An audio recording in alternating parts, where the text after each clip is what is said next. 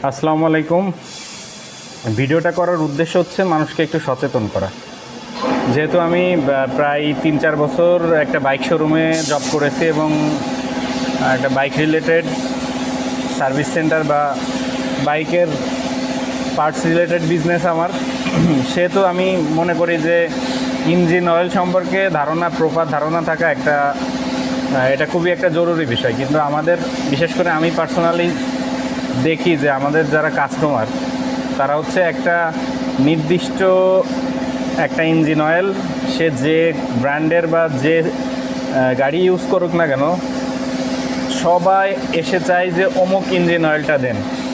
কিন্তু ইঞ্জিন অয়েলের যে প্রকারভেদ আছে, এর যে একটা গ্রেডিং আছে, এটা আসলে অনেকে জানে না অথবা বোঝে না।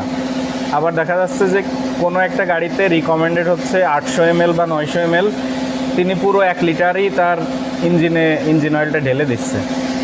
তো এই ভিডিওটা তাদের উদ্দেশ্যেই করা, যারা হচ্ছে চান যে আপনার বাইকটা একটু লং টাইম ভালো থাকুক অথবা আপনার ইঞ্জিনটা লং টাইম ভালো থাকুক।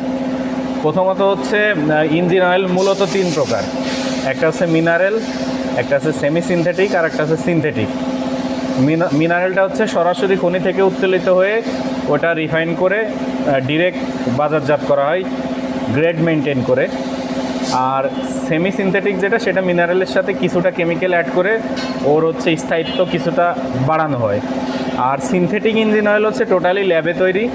এটা হচ্ছে বিশেষ হাতের স্পর্শ ছাড়া বিশেষ যন্ত্রের মাধ্যমে এই সমন্বয় করে এই ইঞ্জিন অয়েলটা তৈরি করা। এখন ইঞ্জিন অয়েলের গ্রেড হচ্ছে 3 প্রকার, 3 থেকে 4 প্রকার। এটা আছে 10W30, এটা আছে 10W40, এটা আছে 20W40, এটা আছে 20W50। এখন আমরা যারা বিশেষ করে গ্রামের মানুষ, প্রত্যেকেই এই 2050, 2040 এই গ্রেডের ইঞ্জিন অয়েল ব্যবহার করি। সে যে গাড়ি ইউজ করুক না কেন এই ইঞ্জিন অয়েলটা ব্যবহার করে। কিন্তু দেখা যাচ্ছে আপনার যদি হোন্ডা গাড়ি হয়, আপনার জন্য রিকমেন্ডেড হচ্ছে 10W30।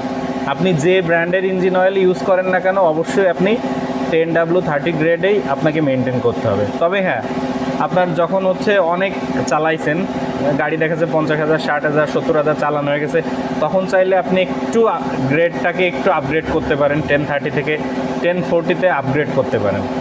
কিন্তু আপনার প্রথম থেকেই যদি আপনি, দেখা যাচ্ছে আপনার রিকমেন্ডেড ইঞ্জিন অয়েল গ্রেড হচ্ছে 10W30, আপনি যদি 2050 ইঞ্জিন অয়েল ব্যবহার করেন, তাহলে কখনোই আপনার গাড়ির ইঞ্জিন পারফরমেন্স ঠিক থাকবে না। আর আরেকটা বিষয় হচ্ছে 100 সিসির অনেক বাইকে রিকমেন্ডেড থাকে হচ্ছে 900 ml